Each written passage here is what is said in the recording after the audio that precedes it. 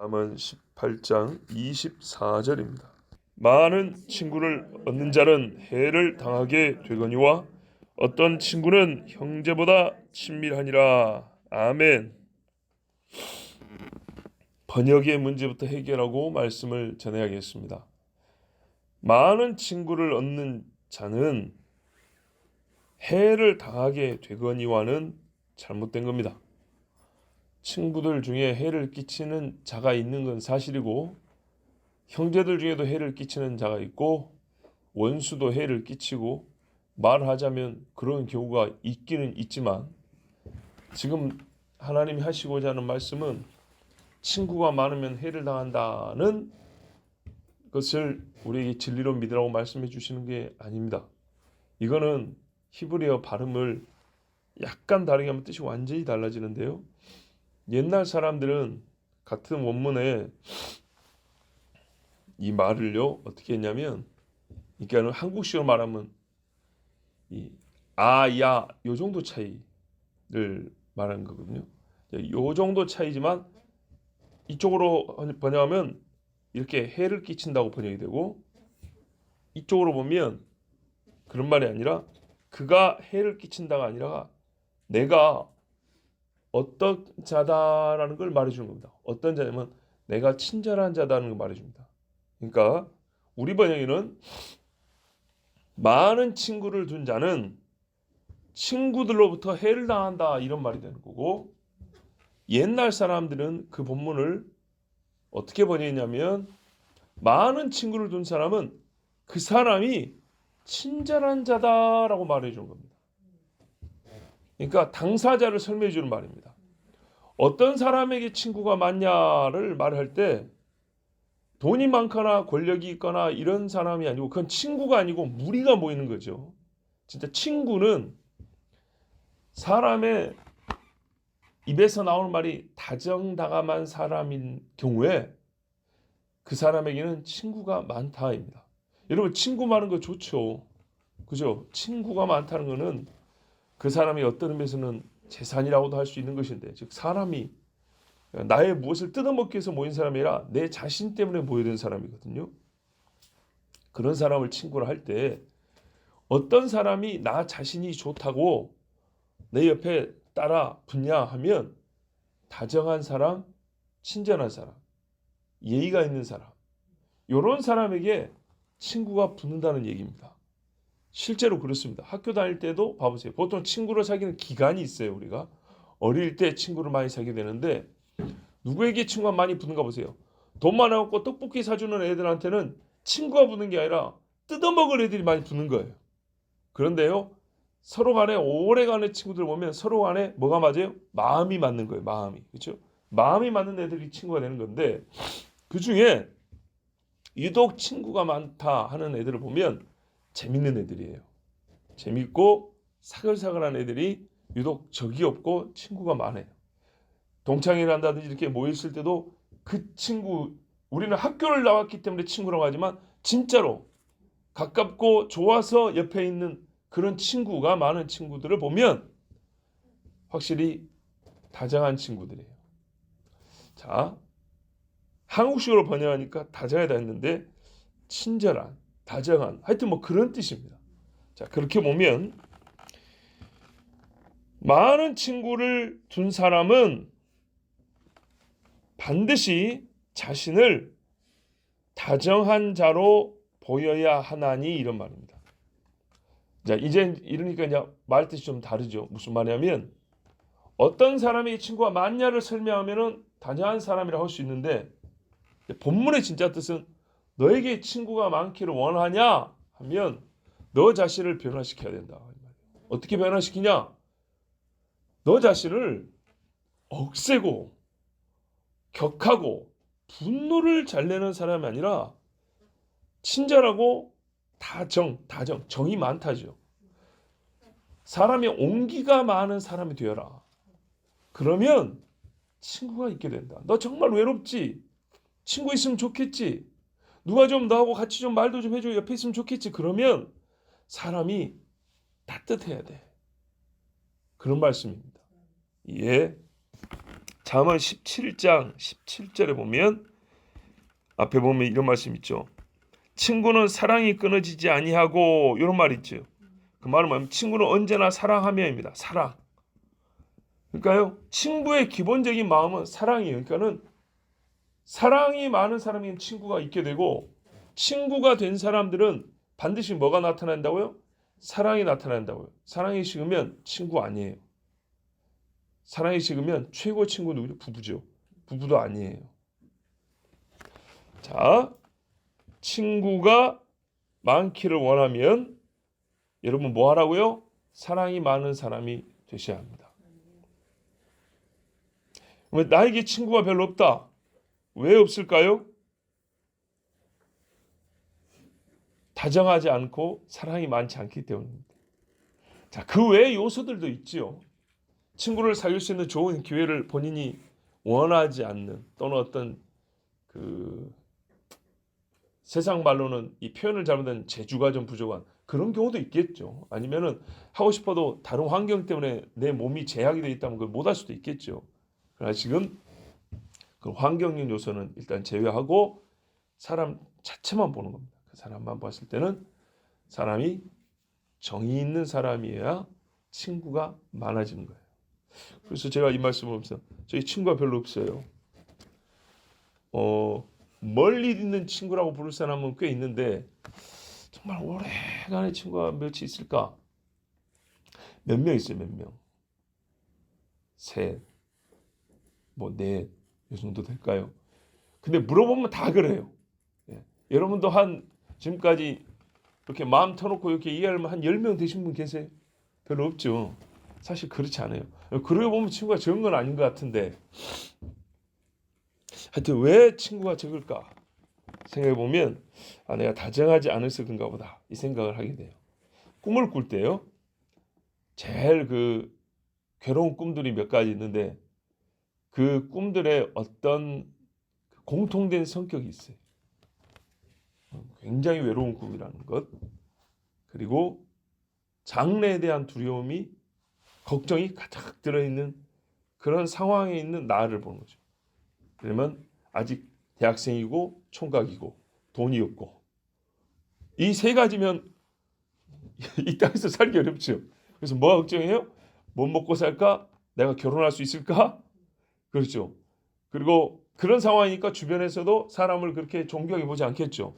이런 뭐 억눌림을 당하고 외로운 상황들 이것들이 겹쳐 있는 그런 꿈을 꾸면 굉장히 괴롭습니다. 그러고 나면 깨어났을 때 장가를 갔다는 게 얼마나 신기하고 놀랍고 감사한 이야기인지. 예, 농담이 아닙니다. 저희 그런 꿈을 꿀 때는 정말 거기다가 군대도 아직 안 갔다. 그러면 거의 뭐 그냥 아주 살기가 어려운 그런 꿈들을 가끔 꿉니다. 외로워요. 삶이 어떻게 진행될까에 대한 어떤 소망도 희망도 없는 그런 꿈들을 꿀 때 오늘 이 말씀이 떠올라요. 야, 결혼을 했다는 것 그리고 목회를 한다는 것 항상 좋은 일만 있는 건 아니지만 만약에 그렇지 못하였다면 내가 지금 뭐 하고 있을까? 어떤 사람일까? 그러니까는 지금의 성격이나 믿음이나 또는 갖고 있는 지식이나 뭐 아주 좋게 말해서 인격이라 할지라도 이것들이 지금 정도라도 갖출 수 있었을까? 또는 자녀가 있고 아내가 있고 먹고 살 형편이 되고 또 성도들에게 말씀을 전하는 이 모든 일을 생각하면 과연 이게 정말 하나님이 확 잡아서 끌어주고 인도하지 않으셨으면 가능했을까? 농담이 아니라 불가능했을 거라고 생각합니다. 있을 수 없는 일이라고 생각합니다. 왜냐하면 친구 하나 사귀기도 어려운데 이런 일은 이제 그런 생각을 갖고 있으니까 꿈도 그런 꿈을 심심치 않게 꿉니다. 예, 잊을만 하면 한 번씩 이렇게 꾸는데요. 확실히 여러분 이 말씀이 맞습니다. 내가 남한테 잘하고 누군가한테 다정하게 대했다 하는 경험이 자기 스스로 느껴지고 할 때는 자기 이 생각 속에 자랑하려는 게 아니라 그 경험이 머릿속에 기억으로 들어있잖아요. 그 느낌이 남아 있잖아요. 그게 꿈으로 나올 때도 상당히 좋은 꿈이 나올 수가 있는데 그렇지 못하면 이 꿈이 별로 좋지 않을 때가 많습니다. 꿈은요, 개시의 꿈이 있고요, 마이가 갖고 노는 개꿈, 진짜 장난하는 꿈도 있고요. 보통의 꿈들은 성경 보면 생각이 많으면 꿈이 많다고 했어요. 우리가 잠자는 동안에 내 영이 그리고 의식이 내가 많이 생각해 왔던 것들이 거기서 이렇게 재현되는 이런 꿈들이 있어요. 하여튼 이 말씀을 보면서 내 자신의 지금까지 경험이 한번 이렇게 또 좀 떠오르게 됐습니다. 자, 두 번째 중요한 요점이 있습니다. 그렇게 이제 좋은 친구가 있는데 그러다 보니까 이 친구들 중에는 내가 정을 주고 마음을 주고 사귄 친구잖아요. 그래서 그 친구 중에는 형제보다 나은 이들도 있대요. 그러니까 본문이 완전 다르잖아요. 해를 당하게 된다는 것이 아니고, 물론 해를 주는 친구도 있긴 있죠. 유다를 보세요. 예수 앞에 유다는 해를 주는 친구잖아요. 자, 요점은 해를 주는 이가 있다는 것이 부정이 아니고, 말씀의 요점은 성경에는 분명히 그런 사람도 있다고 했어요. 오늘 이 본문 2절 24절의 요점은 반대로 친구 중에는 형제보다 나은 이도 있다는 걸 얘기하는 거예요. 친구 중에는 원수도 있고 친구 중에는 형제보다 나은 이도 있다는 거예요. 오늘은 두 가지를 다 말하는 게 아니고 이쪽 편을 얘기하는 거예요. 형제보다 나은 이도 있다. 이걸 얘기하는 거예요. 요한복음 7장 5절에 보면요, 예수님의 형제들이 예수님을 이게 약간 비웃는 소리가 나옵니다. 절기인데 빨리 올라와서 형님 드러내십시오. 세상이 알아주길 바라면서 왜 자꾸 자기를 감추고 계십니까? 이러면서 동생들이 형을 놀립니다. 이는 그 형제들까지도 예수를 믿지 아니함이로라 그랬어요. 그런데 반대로 제자들은요, 예수님이 이렇게 부릅니다. 이제부터는 너희를 종이라 하지 아니하고 친구라 하리니. 그 익숙한 말씀이죠. 요한복음 15장 15절인데 너희를 친구라 하노니 내가 내 아버지께 들은 것을 다 너희에게 알게 하였습니다. 친구니까 다 알려준대, 비밀이 없이. 그 다음에 그 친구 중에 하나, 19장 17절에 요한복음 19장 27절이 꼭 오늘 말씀 같은데, 또 그 제자에게 이르시되 보라 내 어머니라 하신데 그때부터 그 제자가 자기 집에 모십니다. 제자에게 뭐라면 봐라 너의 어머니라 이렇게 말했어요. 그러니까 그 제자가 자기 어머니처럼 집에 모셨다는 겁니다. 뭐라 그래요? 친구가 형제보다 나으니라. 또 이런 말씀도 있죠. 환난 때는 멀리 있는 형제보다 가까운 이웃이 나으니라 그랬어요. 이웃도 친구라고 할 것 같으면 이 친구가 숨겨주고 이 친구가 먹을 것도 준다는 얘기입니다. 물론 제자들이 12명이 다 형제보다 나은 친구는 아니었고 처음부터 그런 건 아닙니다. 실제 이 말씀대로 형제보다 나은 친구가 된 것은 성령 충만 받은 후부터입니다. 우리가 이 말씀을 실제로 보면 정말로 형제보다 나은 친구가 내게 있고 또 내가 그런 친구가 되기 위해서 진짜 중요한 것은 성령 충만입니다. 마태복음 26장 56절에 이에 제자들이 다 예수를 버리고 도망하니라 그랬어요. 사실 십자가 앞에 나온 친구는 제자는 한 사람이었고 하나는 팔아먹었고 10명은 도망갔습니다. 그러니까 그 도망갔던 친구인 제자들이 언제 다시 돌아왔습니까? 오순절 때 예수님 부활할 때 예수님이 다시 끌어모았고 오순절 성령 임한 다음에는 절대 예수님 곁을 떠나지 않는 자들이 되었죠. 자, 이런 경우를 우리가 실제로 경험을 합니다. 이제 예수님이 아닌 바울을 보면 바울 옆에도 많은 사람이 있었습니다.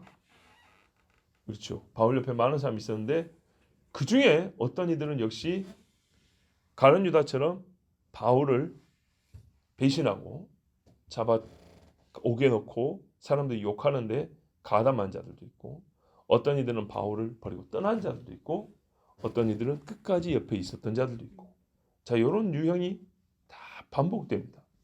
디모데후서 4장 10절 이하에 보면 이렇습니다. 데마는 이 세상을 사랑하여 나를 버리고 데살로니가로 갔고 그레스게는 갈라디아로 디도는 달마디아로 갔고 물론 이 사람들은 사역하러 간 것이죠. 누가만 나와 함께 있느니라. 디모데에게 이렇게 말합니다. 네가 올 때 마가를 데리고 오라. 그가 나의 일에 유익하니라. 두기고는 에베소로 보내었노라. 네가 올 때에 네가 들어와 가보의 집에 둔 겉옷을 가지고 오고 또 책은 특별히 가죽 종이에 쓴 것을 가져오라. 자, 디모데는 바울의 친구죠.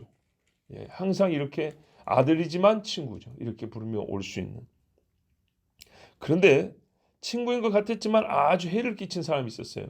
구리 세공업자 알렉산더가 내게 해를 많이 입혔음에 주께서 그 행한 대로 그에게 갚으시리니 너도 그를 주의하라. 아는 사람인 거죠. 구리 세공업자가 한두 명입니까? 그런데 그 중에 알렉산더 하니까 딱 아는 거예요. 그가 우리 말을 심히 대적하였느니라. 내가 처음 변명할 때, 이렇게 복음을 증거하러 다닐 때 나와 함께한 자가 하나도 없고 지금 아무도 없대요. 다 나를 버렸으나 그들에게 허물을 돌리지 않기를 원하노라. 자, 디모데도 알아요. 같이 다녔던 사람이 많거든요. 근데 나중에 디모데가 바울 옆에 와왔더니 아무도 없는 거예요. 그러니까 디모데가 아니까 어떻게 했어요? 화가 나겠죠. 아니, 그 사람들 다 어디 갔어요, 선생님? 누구누구는 어쩌고 그럴 수 있습니까? 하고 그냥 막 이제 화를 낼 수 있잖아요. 그래서 바울이 미리 말리는 거예요. 너 와서 보면 내 옆에 아무도 없다는 걸 보게 될 텐데 너무 실망하나 화내지 말고 그냥 그 사람들에 대해서 분노를 품지 말고 그냥 위에서 기도만 하고 참아라. 이렇게 미리 말을 해주는 거예요. 이런 일이 있습니다. 네, 적지 않게 있습니다. 형제보다 나은 친구도 될 수 있지만 원수 같은 친구도 있습니다. 이제 말씀이 한 편을 말했기 때문에 기록은 안 돼 있지만 실제는 이 반대편도 있다는 얘기입니다. 어떤 이는 그러니까 반대로 어떤 이는 저쪽 끝으로 가는 사람도 있겠죠. 그것도 좀 우리가 보겠습니다. 원수 같은 친구도 있어요. 마치 친구보다 못한 형제가 있는 것처럼요. 정리하면 보세요. 원래는 형제가 제일 가깝고 그 다음에 친구고 원수죠. 근데 형제보다 나은 친구가 있죠. 그렇죠. 근데 이 친구가 못하면 원수보다 못한 친구도 있을 수 있는 거예요. 그렇지 않겠습니까? 친구가 형제보다 더 나을 수도 있고 원수보다 못할 수도 있어요. 자, 최고는 안 좋은요. 형제가 원수보다 못할 때죠. 이게 이제 최고는 안 좋은 건데 지금 친구이니까 친구가 형제보다 나은 좋은 케이스만 있는 게 아니라 친구가 원수만 또 못한 유다는 뭐 우리가 너무 잘 아는 이야기고요. 어떤 사람이냐면 여러분 요압 아시죠? 요압 장군 다윗의 오른팔이었죠. 이 사람 이야기를 좀 해드릴게요. 이 새벽에 온 분들은 복이 있습니다. 족보를 알게 돼서 복이 있습니다. 자, 한번 봐보세요. 다윗의 집에 형제가 7 또는 8이라 그러죠. 하나 죽었다고 하면 8번째가 되는 거예요. 다윗이. 그 집의 막내가 다윗입니다. 그러면 족보로 볼 때 누나라고 볼 수 있어요. 누나. 다윗이 막내라면 누나라고 볼 수 있는데 그 집에 딸이 둘이 있어요. 아버지 이삭 딸이 스루야와 아비가일이라는 딸이 있어요. 아비가일이 다윗의 부인 아비가일 말고 같은 이름을 가진 큰 딸이 스루야고 작은 딸이 아비가일이에요. 그러면은 8형제의 2딸이니까 10남매죠. 요즘에 이렇게 많아요.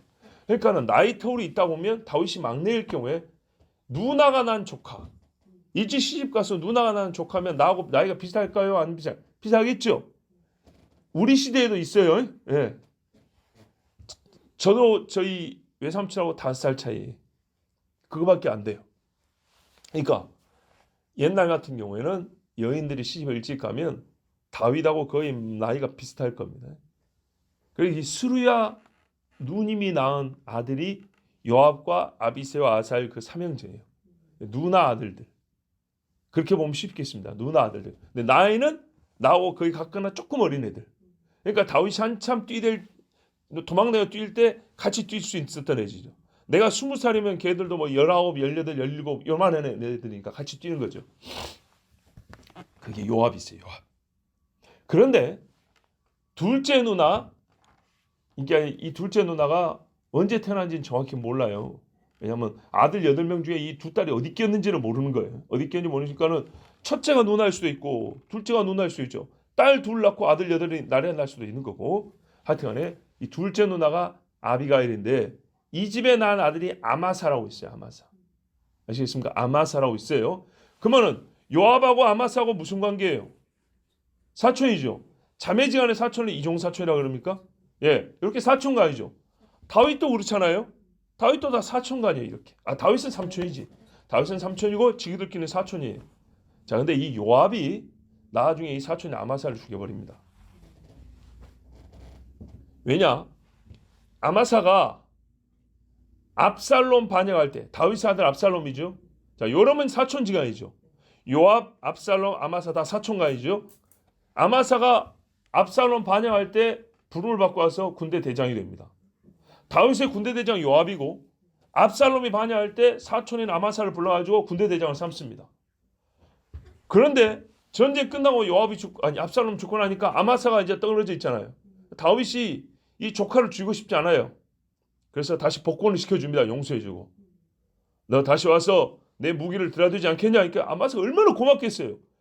능지처참을 당해도 시원찮은데 다시 용서해주고 복권을 시켜주니까. 근데 그 꼴이 보기 싫어서 요압이 죽여버립니다.